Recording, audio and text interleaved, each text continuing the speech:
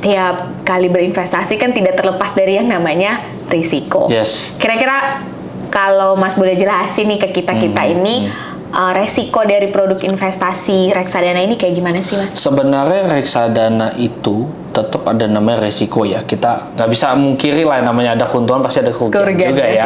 Nggak ada yang sempurna kecuali ya yang maha kuasa gitu kan ya. Iya kan.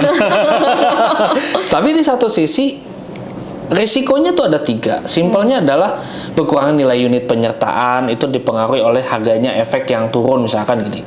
Oke, hari ini IHSG ditutup turun misalkan.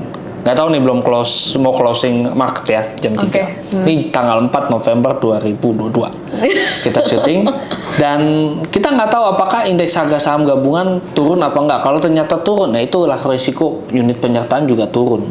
Dimana ketika kita merasa reksadana gue turun nih, ternyata karena IHSG turun ya wajar, atau karena harga obligasi pemerintah ternyata lagi jeblok-jebloknya ya reksadana kita jadi downfall juga bisa kan, ya dong.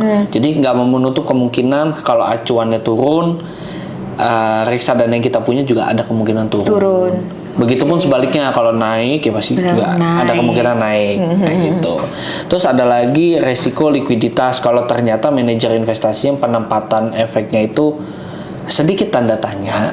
Gimana tuh, Mas, maksudnya sedikit tanda tanya? Ya kalau bisa dibilang penempatan efeknya ada yang kurang liquid atau apapun. I see. Ketika kita melakukan redeem ternyata melewati misalkan batas waktu yang ditetapkan oleh OJK yaitu H+7 bursa. Itu juga ada memungkinkan. Terus ada lagi kalau misalkan nanti kita lihat ada resiko one prestasi. Ternyata kita menaruh penempatan di reksadana misalkan let's say Mbak Cendri naruh 10 juta di manajer investasi A dengan produk namanya ABC. Dan ternyata produk ABC ini tidak menghasilkan prestasi apapun. Jadi dia produknya tidak berkembang sama sekali, malah amburadul, entah karena pemenuhan AUM tidak bisa. Itu kan bisa juga tuh.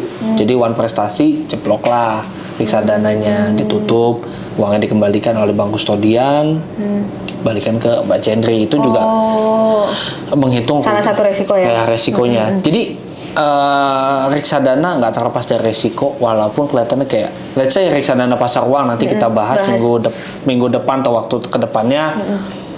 Reksadana pasar uang juga punya resiko, ya kan? Bisa aja kayak prestasi tadi, atau ternyata nggak liquid dan lain-lain. Jadi kita harus tahu alokasi aset, kita juga harus tahu siapa manajer investasinya, penempatan seperti apa, kebijakan investasi dan tujuannya. Kita penting tahu itu.